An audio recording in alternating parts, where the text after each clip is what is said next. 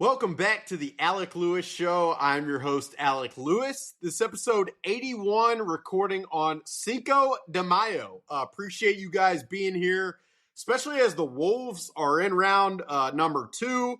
They play the Warriors this week. I'm trying to, find my way over to the arena, watch Steph Curry and Draymond against the group that seems to be peaking and has been very fun to watch, led by Anthony Edwards. Like I said, appreciate you guys being here. Got Pete Bercich for you today. If you've listened to the show for 81 episodes, 80 at this point, you've heard Pete on a lot, but just trust his analysis. Know he watches the film and puts in the time, and that matters a lot to me. He's poured in a lot on these draft prospects. I know we've talked about them recently with Fran Duffy and others, but Pete's perspective of how these guys will fit in the system and kind of how they align, I thought would be really, really good. And we talked for a while. So I hope you guys are ready. You got a long walk, you got a workout, you got a long car ride. Any of those will suit you very well for the conversation with Pete Bercich. If you're new here and watching on YouTube, please hit that subscribe button right below. Hit the thumbs up. It helps us out. And we've grown this thing in less than a year, almost at 3,000 subscribers. A lot of people viewing and watching. So it's been a blast. And I am hopeful that it continues to be over these next few very interesting months, summer into the fall, training camp, JJ McCarthy time. So looking forward to it. The show is presented by First Resource Bank.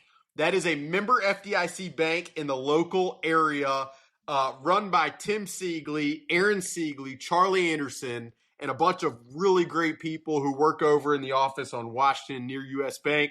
They go to all the Vikings games. They're locked in. They've got questions all the time. And, if you need a bank with a great online platform with branches all over the area that cares about the local community and likes to talk about the teams you like to listen to and talk about, it's the best fit you could probably find. So please go check them out. Information on First Resource Bank is in the description below. It's a great time, both in the Twin Cities. You guys can see the weather outside the window. The Wolves are, like I've said, doing what they're doing. Got stories at The Athletic. Did a pretty in-depth story on Donovan Jackson for Monday. Talked to a bunch of coaches who spend time around him and really enjoyed doing that. And then we'll have more later this week. Rookie minicamp is Friday.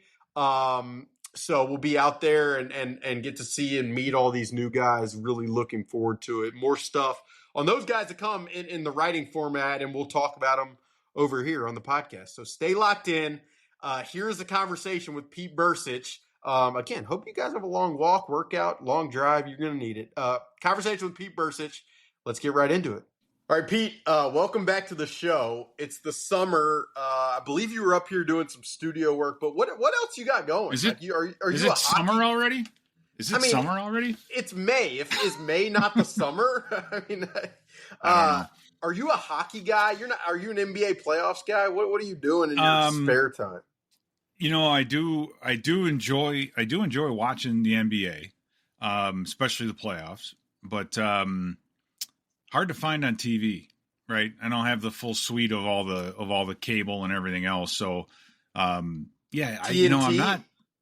not following a ton of sports in the off season. Let's just put it that way. I keep up with the results, but I'm not watching them live. So what are you doing? What do I do? Shows guy? Yeah. Oh yeah, definitely. Yeah, a lot of YouTube. What are some of them? I'm trying to think of some of the ones I'm into now. Gangland, is that what it's called? It's you're out of my Mobland. Gotcha. So gotcha. Perfect segue. One. Well, when you're not watching Mobland, you're watching film of the 5 draftees. Before we started recording, You're telling me you've watched hundreds of clips of all 5 of these guys. We haven't talked since free agency, and we talked after that free agency period about Jonathan Allen, a bunch of those guys. But I guess we'll just start with the draft. Going into the draft, what were your expectations coming out of it? Having watched as many clips of film as you have, what are your takeaways post draft? You did. I think they did the best they could with what they had. As we got closer and closer to the draft, you saw, there weren't a lot of trades going on. Not a lot of quarterbacks in this draft as opposed to a year ago. So a lot of teams, and I guess that's part of the thing when you're a GM is you have to value, how much am I going to be willing to take and trade for? So there wasn't as much movement, let's just say. Sure. So, because I figured like a lot of people jump out of the first round or trade and pick up some equity down the road. Didn't work out is what it is. But the players that they drafted, they all have, I think, a starter potential, which, you don't really say that all the time, right? It's not reality. Sometimes you look at guys and you go, it's a long shot. He's a couple years out. But I think all the guys that they picked, I'm amazed at how many good football players are just available, especially at the linebacker position later on in drafts these days and in tight end positions. I mean, obviously the elite ones go super high, the pass receivers, but there's still a lot of really good football players that are in the 4th and 5th and 6th rounds. And so I think every single one of these guys has a lot to bring to the table, and they all have chances of playing this fall. We can talk about each of the picks, but I mean, you just started with linebacker. I know your expertise. I mean, is Kobe King, after watching all 5 of the guys, besides Donovan Jackson, the first rounder, is there one of them that you just like watching the film, you just enjoyed, or you just like were like, I can't wait to get more of it? Just because for me, sometimes I'm watching film of these guys and there's just, one of them just pops. And I'm not just talking this specific draftee, but like a player you're watching just is fun to watch more of. Was there one for you? Was that Kobe King? Yeah, no question. I mean, watching the film of Kobe King was enjoyable. I mean, I just went from this game to this game to this game, and it's always interesting and kind of fun to turn on the tape and having done this as a coach and as on the because you do pro scouting as a coach and you also because you have to evaluate free agents and you do college as well. But when you're evaluating guys on film, you shouldn't have to look for them for too long, right? You shouldn't have to scroll through 5, 6, 7, 8, 9, 10 plays to be like, yeah, what's this guy's number again? And you're looking around, you're like, is he out there? And which guy is he? And someone like Kobe King just jumps off the film at you right away. And it didn't matter really what game it was. You try to choose a good opponent early in the season, middle of the season, and then late in the season to see, do they progress? Did they regress? Right. All those kinds of things. But this kid was just fun to watch. I mean, he's Ivan Pace 2.0, except he's drafted and Ivan Pace wasn't. Ivan Pace was more of a D lineman, right? He was on the line of scrimmage a lot more, rushed the quarterback a lot more. Kobe King's more of an off the ball linebacker. Their builds are very, very similar. King is 6 foot. It's 6 foot, almost like 6 foot and 1/2 inch. So he's just over 6 feet tall, but he's 243 pounds. Yeah. And he carries that weight low. He's very physical. He tackles very, very well. I haven't seen a guy who at college, especially anymore, that when he tackles a guy, they don't fall forward for 2, 3, 4, 5 yards, right? They stop. So he's a very, very physical tackler. And then the everything else that he does with the physicality of his position, getting off blocks, reading guards, not a lot of false movement.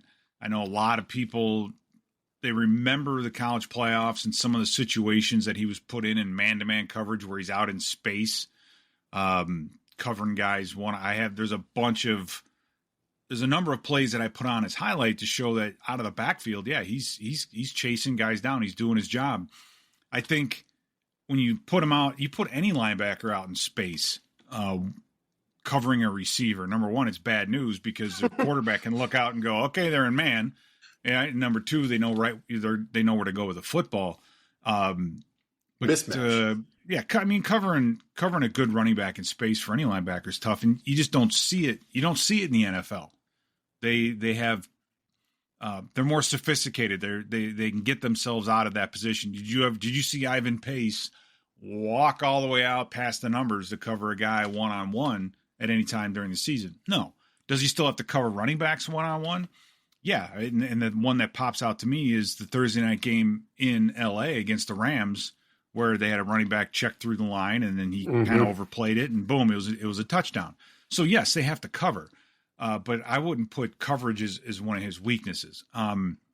Outside of that, just how hard he plays, how much he hits, just fast downhill. Love watching this kid play, and he hits the snot out of people. The SMU game, they do a quarterback sweep, and he's way to the opposite side. You can barely see him on the film, and the quarterback takes a sweep, and you can just see him run. Right. And then gets to the quarterback, and just making or being in on the tackle is impressive, but he lights that guy up. Like the quarterback, you see him kind of go in the pile this way, and then the quarterback comes out the other side going, so that watching that it's just fun. Yeah. It's a lot. It's just a lot of fun to watch this kid play. They didn't think he would be there at that spot. Like I'll be very frank with you. Just having talked to a lot of people internally, and you probably have as well, to get him at 202. That's what I'm saying. It's unbelievable. Yeah. It's just like getting Ivan Pace as an undrafted rookie free agent. I mean, having an undrafted rookie free agent be on the field for base offense or base defense, period, is a big deal. Sure. To have the same guys go out and be able to make plays, that's unbelievable. Right? Because you look in hindsight, where you look back at Ivan Pace and you say, if you took him in the third round, would you have been okay with that? You're like, well, yeah, he starts and plays, right? Third round, yeah, second round, third round, right? We'll be saying, I think, the same thing about Kobe King, assuming he stays healthy. Work ethic and how hard these guys play is such a big point because it speaks to their development, right? I look at Ingram's Dawkins, and I'm thinking, or was it Ingram Dawkins. Yeah, Ingram Dawkins, yeah. Yeah, and for him, that's going, because there are certain times where he's just all over the place, playing hard. Other times, you'd like to see, I think, a little bit more effort out of him. It's there. If he comes into this camp and works hard, he'll be a starter. He'll play a ton. You know what I mean? He's going to be every bit as good as Bullard was. Playing kind of that same position. So effort means a lot. That's why you have to watch these guys run the football. You have to watch play after play after play after play. But Kobe King can rush the passer. He has that kind of horizontal wiggle that Ivan Pace has. It's kind of funny watching them because they're very, very similar. However, I think King is a little more versed in coverage. He's a little bit more between a Cashman and a Ivan Pace. So that's probably the perfect way to describe like what he brings. But you kind of touch a little bit on one of the questions I have had watching him. It feels like a thumper, traditional. That guy's going to find his way into the backfield, make tackles, not going to miss tackles. And it does sound like, talking to people around him, that he has like the mental bandwidth to potentially be a green dot type player. And this system as well as anybody in terms of, the depth that it has and the amount of calls these guys have to make on the field. So finding the guy who can orchestrate that is not easy, but the coverage was my question. And you might have an opinion on this, like maybe next to a guy like Blake Cashman, who is as rangy as Blake is, maybe you don't need the really, just rangy cover guy at that spot. Maybe it's that, more. That being said, yes, there was Ivan Pace coming out of Cincinnati where he was on the line most of the time. He wasn't off the ball as much. He didn't have to read guards as much, nor did he have to drop into hook zones and all those other things as much. I thought that would, because that's a thing that could keep him off the field. But this system fits a guy like him very well. So you'd look at Kobe King, who from a film standpoint is better in coverage already coming into this than I don't have, is he as good as, so you say if he's going to come in and let's say take snaps off Cashman, I don't think so. Cashman's skill sets. Well, I'm just saying Cashman's skill set's a little bit different. Cashman can step up and run defensive line games and his skill set is just that it's just a little bit different. He's also very good in coverage. He has great awareness in coverage and those kinds of things. So you can do different things with Cashman. I think King could get there in a lot of ways. It's going to take him a little bit of time. It's hard to do. You need a lot of awareness and snaps and everything to really get that coverage side of it down. So yeah, he's a little bit in between, but one thing I remember from last season is not having Cashman affected this defense, right? And we talked about it often. You and I did. The depth that you need. And can Kobe King step in as a rookie? No, you're not going to be able to replace. He's not going to just come in and replace Cashman. However, I think he gets you closer to having a true backup in that spot. Then, let's face it, it was kind of an open door. We saw a number of guys come in and do different things on this defense. I mean, that's a Flores special, right? Yeah, it was Common Brugier Hill. You had Dallas Turner, who had two interceptions, by the way. He was like third on the team at 2 interceptions. Yeah, he just pulls guys off the street, plugs them in, and has success with it. That's what he did at Miami, and he's doing it here. So, I have no doubt Kobe King will be a big part of this defense this year, and he's the one guy I'm most excited about because I was a linebacker coach. The way he plays the position, his physicality, work ethic. I mean, he just lights people up. Same way Ivan Pace did. I was extremely excited about Ivan Pace, and I remember doing the film on Ivan. I remember you did it. I remember you were all in. But I wasn't all in saying this guy's going to be a starter. I said this guy's going to play. I had no idea Pace would contribute as much as he did. So I look at Pace with this scheme. I'm thinking Kobe King is Ivan Pace 2.0. We're going to see this kid. We're going to see this kid quite a bit. You mentioned this. You were talking about like work ethic, character, a little bit with just prospects in general. And I just respect your like history doing it, but I mean, I'm sure you evaluated guys. I mean, for the draft, you listened to scouts talk about guys, and then you over the years brought players in, and I just wonder if there's like person that comes to mind for you of like, I remember just like this guy, we bet on the character and it showed up, it played out. That's why this guy thrived. Like if there's somebody who fit those qualities, those traits that stands out to you. Oh man, that we brought in. I'm trying to think of my position. Or it could be just team wide. Yeah, I mean, I don't know. Yeah, that's a tough one. I'd have to sit down and kind of look through a list because all these names in my head. Put you on the spot. I don't know, man. A lot of guys. When I think of guys that work hard, I think of guys like obviously John Randall, but people like Antoine Winfield, who just wasn't tall enough, right? He just didn't fit the mold, but he made up for it in a lot of other ways. Very, very professional. Robert Griffin, who just ran and hit people, and they like, okay, we got to find a spot for you, and they did, right? And he continued to grow, and that's.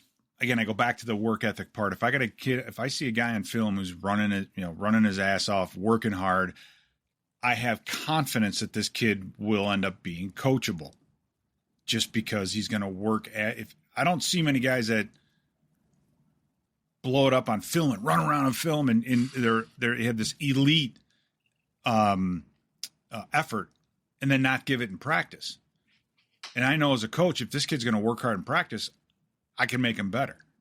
Right. So I look at the top. When I see work ethic, I think of improvement and the ability to improve, and the likelihood of them improving.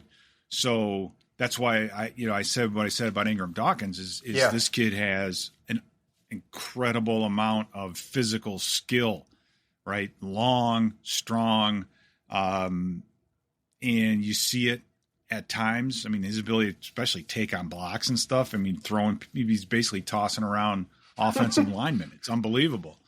Do you see it every play? No. So his technique at Georgia is a little different. So getting here, if he comes in and says, I'm going to play, I want to start, and has that attitude, no one's going to stop him. That's the cool thing about this draft. I think all those guys are that way. You can go with Donovan Jackson. This, his skill set. I was going to ask. Possesses a few. Well, okay. I mean, to talk about Donovan Jackson, he has a few things that guys like Ed Ingram didn't. Right. So Ed Ingram, that's perfect. Not a bust. He's a player with a fatal flaw, and his fatal flaw is that when he loses in pass coverage, he loses quickly. Mm-hmm. Right. I mean, he just could never get over guessing or there were just too many plays where it would seem like quickly. He got out over his feet, like he'd be bending, and it was just either he was guessing, guessing one thing and getting another, whatever it was. He just couldn't get over that. Like he tried to hit people, right? So being over aggressive, I don't know. I'd have to talk to his position coach, right, to say what do you think was the one thing. But the bottom line was he was getting beat quickly. And that can't happen twice a game, because that means you're giving up either 2 sacks or 2 plays, 3 plays every game are dead because this guy, he just couldn't get over that. Now I look at a Donovan Jackson who is much bigger and has better feet. One thing he does have is he has a punch. When he gets his hands on people, he is unbelievably strong. That's why he only had 2 penalties in his last 28 games. Once he gets those claws on you, you're done, right? If he gets his hands inside, you're done. And on top of that, he has good enough feet where if he gets his hands on somebody and they say, all right, well, I'm just going to go take you down the middle, he can reset his feet. We see Darisaw do that all the time, right? You stay light because you think you're going to get a speed move. The guy all of a sudden switches and goes to power. You've got to be able to recover from that. And Darisaw's feet, he's so good and it's so low to the ground, he can do that. And I've seen Jackson do that. And at Ohio State, they're playing Oregon, and I can't remember the kid's name. Derek Harmon, probably. Yeah, Derek Harmon, right? So you're watching snaps of him against Derek Harmon. And I did the same thing. He's doing a great job holding up. Harmon's trying to 2-gap him. Nope, he's not going anywhere. I got him right here. He's done. So, he's very good off. I think where he's best is when you get to hit on a double team and then work him up to the second level. Like he can make a double team move, right? And that's imagine him and Darisaw making the double team move. Exactly. He and Darisaw is going to be, him and Nelson now. Kelly. Kelly. Yeah. So Ryan Kelly, excuse me. Yep. I'm keeping Nelson. But that was kind of Bradbury's, his kind of fatal flaw. When you put him next to somebody that can move a pile, then he could use his athleticism to work his way and reach a guy, right? But he just didn't have that elite punch, and you don't have to have it to play. But he needed 2 guards next to him that could really move a pile, and he just didn't always have that. And so that made all 3 of them kind of that whole interior of the offensive line. It's kind of a chain reaction from there. But he's I guess his ability to recover. He's smart, meaning, and you can see it on film how he can anticipate pass rush stunts. 3.85 GPA, cares about school, sees himself as a smart player. That's good. That needs to continue. And if that does, then he's going to be a good one. But he's so strong with up top, especially with his hands. Now, he'll duck his head every once in a while, which is something he's got to get himself out of, right? He wants to put his head down and really, butt someone if he's in a run block or he sees a pass rush coming right down the middle. You got to get him out of. So he has some habits that he's going to have to break. But again, the size and athleticism and all that is there. And it's just a matter of him he's got it. So my point is if this doesn't work out for him, it's not our fault. It's not the coach. It's his fault, right? It's on him now. No, the two things with him that you mentioned that I really loved, in bringing up Ed Ingram. I mean, to me, I always think about it. It's like a pitcher who throws 5 innings that are solid, but you hang 2 or 3 curveballs for 2-run shots, you're going to lose the game. And so, like, even if you're mildly effective as a run blocker or whatever for an extended period of time, but then you get beat quickly 3 times for sacks that ruin 3 drives, that's not sustainable. But with you bringing Ed Ingram up, to me, like the recoverability, there are multiple games of Donovan Jackson film where he might lose the block, but like you see the strain to be able to still prevent that guy from getting anywhere near the quarterback. Like that's still on film. Losing doesn't, it's not lost, even if the guy gets an edge on him or is starting to creep by him. So there's that. And the other aspect that you mentioned of his that I loved, and I saw it in the Oregon game, is the awareness in terms of stunts, of moving one guy, seeing the looper, and not allowing that guy to beat him on an edge. Like those two aspects and how they pair with how Kevin O'Connell wants to run offense and how defenses have tried to attack Kevin O'Connell's offense over time. Like those two, just me as a viewer of it, just excite me, that possibility of plugging in someone at that spot who has those skills. I know watching the Oregon game, Michigan State, I'm trying to remember all the games on him I watched, but I think there's a Nebraska game that I liked. Well, what Ohio State did a lot of is turn the center the opposite way when they were in basic or normal pass pro, like you would see in the NFL. Meaning, you have the offensive line sits in front, and then he's the left guard, and then the center turns to his right. And so what that does is that opens up a space, and that guard is immediately one-on-one in space, right? The Will Fries video I did, especially against the Bears, they did that a ton. They were turning the center the opposite way, and there he is. And you show him kind of play after play after play of him holding up in pass coverage. That's the impressive part with Donovan, that it's the hardest thing for a guard in the NFL to do, especially when you have defensive tackles like you do at this level. Yeah. When that center is going the opposite way, you're on an island, bro, and you can't lose quickly. Sometimes you got to hold on for dear life. Now, fortunately, J.J. McCarthy's a little bit more of an athletic quarterback, and he's going to probably, I would anticipate him moving more. But you don't want to move it unless he has to, right? Or he wants to, excuse me. And so, not just moving to move. Not a move.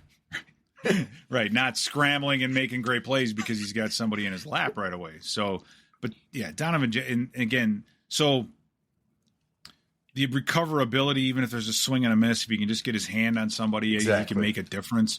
So all those things, I think, together, make me believe he has a great chance of cracking that lineup and being a starter by the end of the season for sure. Blake Brandel started the season and was playing well early on. As the season progressed, I didn't really watch or study him in particular to see what was going on. But you would assume with the free agent moves that he's the guy that's being challenged. No question. That's accurate. And that's another way that you think, well, this wasn't a need pick, right? You didn't have to pick a guard because you probably could have gotten through the season with Brandel like you did a year ago. So the fact that they picked him, that's nice. It's nice to know you're not just grabbing guys because you need to. Can he play? Can Donovan Jackson play tackle? We saw it on film. It's a different animal, different technique. I thought he had it's amazing you watch him play against Abdul Carter in Penn State. Yeah. Yeah, he the speed got him a couple times, but he held in the run game. He was. I haven't. You watched the film review we just did on him. He took him a couple times and just said, "No, no thanks." Carter wanted to two gap him. He's like, "Yeah, no." Boom, put him on the it's ground. It's his first game playing tackle at that level too. When he's doing that, exactly. And did a couple. Had a couple underneath moves or spin moves that he handled well. So, yeah, like you just said, it's first game at tackle, not bad, right? And the other thing for me with this whole fact that he did it too, right? Yeah. The other thing for me with the whole conversation, it's not sexy podcast conversation probably, but like the depth of that entire room is at a level that it just has not been anywhere close since I got here and started covering the team in 2022. I mean, even, you signed Justin School as a potential swing tackle. That guy played last year in Tampa. He played pretty well. You drafted Walter Rouse, Michael Juergens. Again, if Blake Brandel is either starting to start the season or backing up to start the season, I mean, it's also just comforting knowing, yes, the starting five and the interior is totally revamped. It's overhauled. Yeah. That makes you feel really good. But then even the depth, knowing that the way these things go with injuries, it typically goes how it goes, like to have depth that you feel comfortable if those guys are thrust in, like it's a really good place to be, in my opinion. We saw last year what happened in Detroit, and then you saw what happened in the playoff game against the Rams in Arizona, where it was miserable. Physically, this team just got beat up, right? They just were out physicaled, because physical is not a word, but it's a phrase that coaches love because it sounds I liked it. Yeah. And so you see that and you're like, okay, we win 14 games.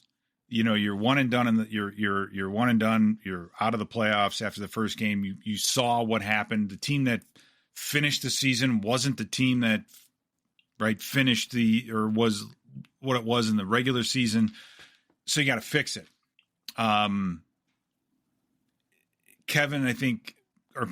Coach O'Connell is doing that.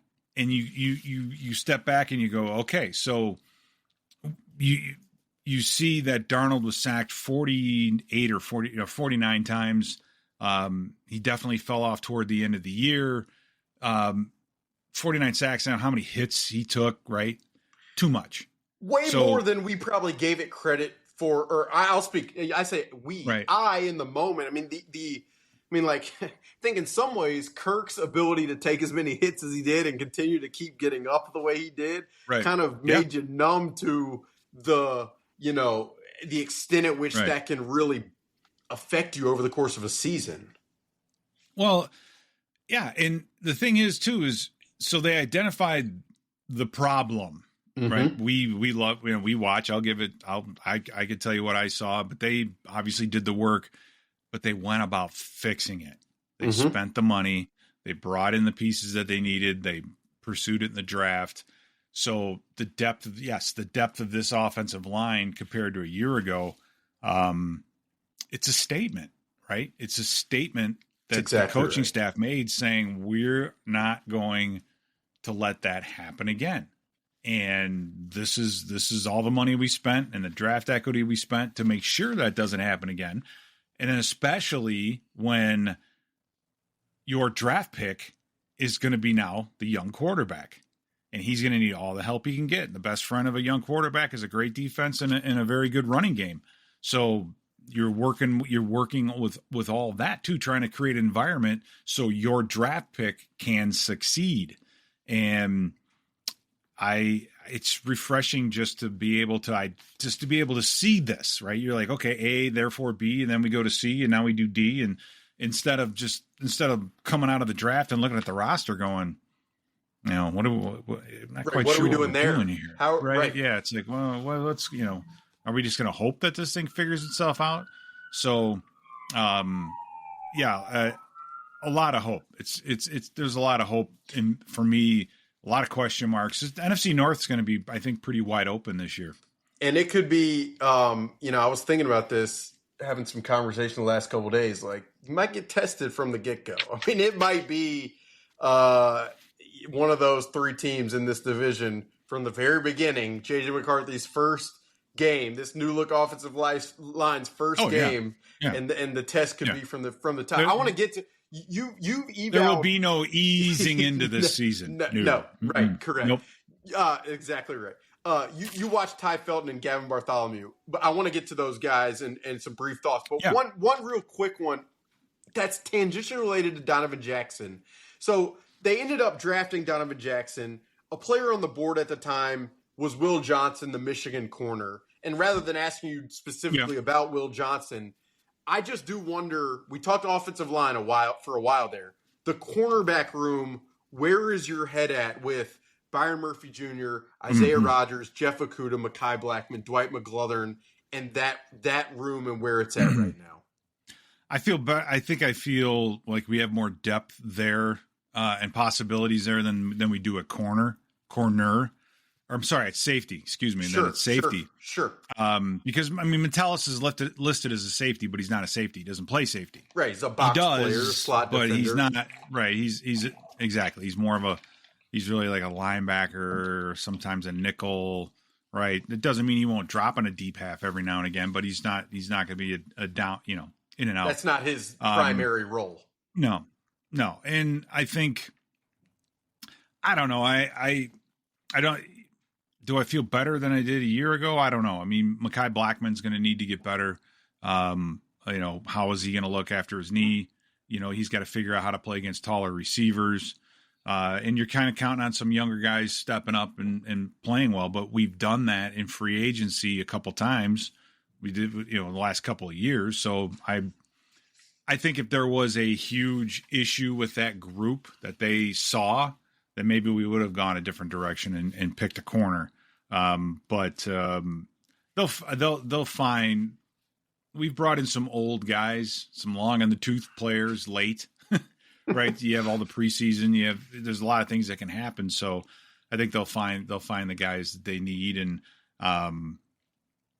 what would be nice is if you really had some serious talent, then maybe playing a little more man to man would be something that we could do, which against a mobile quarterback, you're probably not going to do much of it anyway, but just slipping it in there every now and again. I think against teams like Detroit, right, that's something the Packers they did last year, 50% man, and Matt LaFleur was not expecting that in that late season game. And just kind of trickling it in on a third down here and there. Right. And just make the quarterback hold the ball for a fraction of a second longer. And when I'm going through all the sacks that we had last year, there are a couple of those that are like that, where it is man coverage and the quarterback's like, I don't know really what to do here. By the time that they can scramble or figure something out, it's really too late. So, hopefully that'll happen. We'll see. And I imagine too, the secondary and the feelings internally about the secondary, it's also enhanced by thinking that you'll have an improved pass rush in the form of Jonathan Allen, Javon Hargrave, Jonathan Grenard, Andrew Van Ginkel, Dallas Turner, Ivan Pace, Blake Cashman, and the pressure that those guys can provide, can apply to the opposing quarterback. Means less time to throw, means less time to have to cover. So I know that that's an aspect to it. Ty Felton, Gavin Bartholomew, just your thoughts on those two players. What I like about Ty Felton, 96 receptions last year. So he's kind of the guy. And that's always a good thing. I think that's, my God, I'm trying to remember his name, the wide receiver we drafted in the first round years ago. That never panned out. No, not before, before Laquan. He had some drops that I'd never seen before. We're about to find out, Pete. Oh my God. I can't remember his name. This is embarrassing. Stick with me here. Yeah. He came from Maryland. I think he was at Maryland. He had a drop versus Denver that was one of the most unbelievable, just as wide open as anybody I've ever seen in my life. You're not talking E.J. Henderson, are you? I'm kidding. No. Wide receiver. You said Maryland. Oh my God. Yeah, I think Troy he went to Williamson? Maryland. Yes, Troy Williamson. Thank you. No problem. So, but I think People are gonna get mad at me for that one. hopefully we'll do some editing I after knew that AJ. one. Yeah, of course. Yeah. Well, No, I think the lesson learned with Troy Williamson was Williamson in college had some unbelievable plays, dynamic, speed, the whole thing. But he didn't get the ball thrown to him over 100 times in his college. He was kind of the number 2 receiver. You know what I'm saying? He was not the featured guy. And so making that transition to being South that Carolina. guy in the NFL, right? South Carolina, that's it, right? That I think that's a lesson learned. That was a lesson learned there with him. And so that's what I like about Ty Felton is he was the guy, right? Production. He was, yeah. They had and the quarterback, the quarterback situation at Pitt, and we'll get to that Bartholomew in a minute, which wasn't very good. It was tough at Maryland, but 9 touchdowns last year, 8 of which were in the red zone. You got to be a great route runner to get open in the red zone, right? So that I think is good. Straight line speed. I think what's gonna matter to him the most is just catching everything that comes his way, right? I think that has to be his thing, and his ability to attack and go over the middle of the field. He played everywhere on the offense at Maryland. He played X, he played Z, he played slot. Like that too. The Vikings like that too. They put him every. Yes, so the versatility is there because he's not going to be a 1 or 2 because he already got those guys. So, yeah, I think those are, and if he wants to beat out Speedy, the only hole in Speedy's game right now is, a couple drops, right? That one against the Rams was there. Brutal. And, yeah, so there was another late pass. There was a deep ball to Jalen Naylor. Can't remember the game, and for some reason it slipped my mind this past season where it was deep ball and it went through his hands. But that Rams one stung in the moment, and it's still that was a tough one. So, and again, we're talking about a number 3 receiver, meaning when that ball gets, and it's why we like Brandon Powell, right? He kind of everything. Third down, things kind of break apart. There's Brandon Powell. You throw him the ball, he gets that extra yard or 2 running. Those are the plays that you have to make, and those are the plays that Ty Felton is going to have to make this year, right? Can they use him vertically? He's got that speed. Yeah, he's a playmaker. I think he does a good job of seeing what defenses are in front of him and working to the voids and doing those things, settling across the middle of the field. So saw him do some of that, and I think that's all going to be key. As that, it's kind of crowded in there right now, right? Naylor's in there right now. Rondale Moore, though, is kind of a running back, kind of a wide receiver. So where he's going to fit his injury, I mean that may continue into, through the summer into the fall. So that's another aspect conversation. But you're right. It's a competitive room, but it's good. It's good. Jalen Naylor, what you want. Right, exactly.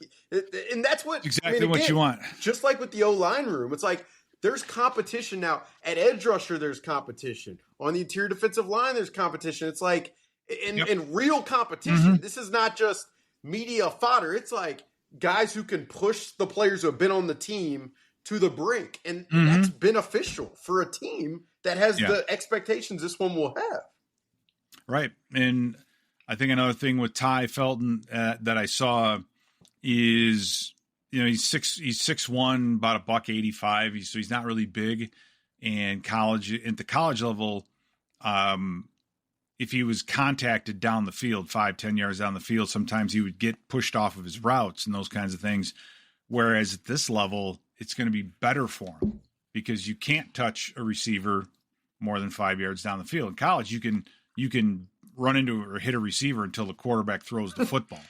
Whereas in the NFL, it's the 5 yard rule. So I think that is going to help Felton out at this level, because I know that was a thing, kind of a hole in his game, so to speak, and get knocked off of routes, that sort of thing. It's like, I don't know if he's going to experience that as much in this level. So, but yeah, for him, it's just going to be be able to work the middle of the field and then be able to catch everything that's thrown your way and use your speed after you catch the football, right? And it's the Jalen Nailor role is kind of the role that's the role that you want. You just want someone that can do that can improve upon it, right? And, Sure. and Nailor might do that. Another year. I mean, this is the NFL, right? You every year as good as you were a year ago, you got to come in and get better. And there's always going to be that pressure that someone's going to take your job. It's the same as a podcaster. It's the same deal, right? And as a writer, yeah, and right. And for Nailor, he's got to continue to get better. It's not like, oh, you're terrible, we don't want you. No, it's not the case. It's you know now. That's why as a player, you hated the draft, unless you were making a ton of money. You knew they couldn't cut you because you're thinking, oh my God, if they bring in like a Dwayne Rutter in the first round, or it's like, okay, well, he's making the team. Right. Right. It's like, so your margin for error is getting that much more slim with every player. They would ask, hey, you going to watch the draft? It's like, why would I want to see him pick my replacement? No. That's exactly. The less I know, the better going into this thing. That's phenomenal. So, Gavin Bartholomew. Yeah. You got quick hits on Gavin Bartholomew. I know you do. Yeah. I mean, he's more of a Pitt had a big problem at quarterback, right? So he's not used to the quarterback play he's going to see at this level. A 4-year starter, more of an H-back than a true tight end. Okay. So he's tall. He's 6'4", 6'4.5", 245. So he's going to have to put some weight on. A good blocker in that he works hard at it, right? He gives everything he can to block, because a lot of tight ends are going on, I get paid to catch footballs, I don't get paid to block.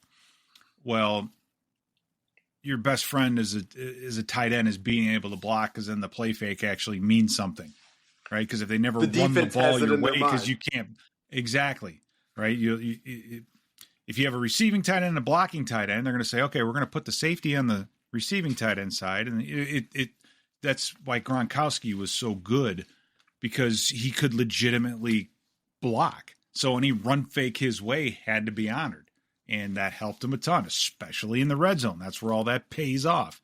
But working out of the backfield, he wind up at wide receiver. So he's very versatile at running routes. He'd run wide receiver routes as an X, split out and run and goes and comebacks and all those things. So he can do all that.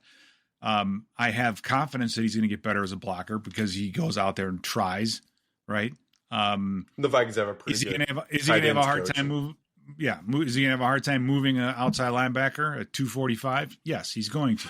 So I don't expect him to be lighting people up, right? He's not Josh Oliver. Let's just put it that way. But versatility, right? And being able to fit in, I think, this system where he's not going to always just have to line up in the line of scrimmage. You can put him in the backfield. He's familiar with all that. So I love his skill set.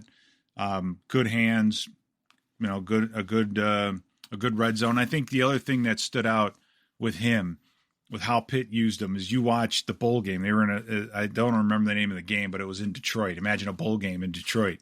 And they were playing, oh my God, who were they playing? Not Temple. It was, it's one of those days. But it was overtime, and they put him in the red zone at quarterback, and they ran a wildcat play with him. And then the next play, they put him, he's at quarterback, they rolled him out and to throw a pass. And the guy was wide open, and he just overthrew him, right? The very next play, they put him at tight end, and he ran a beautiful 7 route. Safety was outside of him. He gave a great nod. The safety jumped, and he went to the corner, and he caught a 2-point conversion to win the game. To me, that's important, because probably one of the most embarrassing plays of his career was that terrible pass when he was at quarterback. And then one play later, he goes ahead and wins the game. That part of it you love to see, right? He just didn't collapse. He had a rough play, turns around one play later, boom, and wins the football game. So, I like that part of him, the perseverance. He was offered money hit the transfer portal as a senior, it probably would have been, looking at the quarterback play that he had to deal with, probably would have been much better for his career. But he stayed with Pitt, right? Pitt stuck with him when he tore his knee up as a junior in high school, wanted to go to West Virginia, and West Virginia just dropped him because he's injured. So he learned, I think, as a good lesson as a junior in high school to say, yeah, people love you when you're healthy. People love you if this, and this. But Pitt stayed with him and said, no, we want you despite the injury. And he stayed there for 4 seasons, turned down money to leave. And so I think that tells you a little bit about a peek into his integrity. Now you want to confirm all that. That's why you have interviews and talk to other people.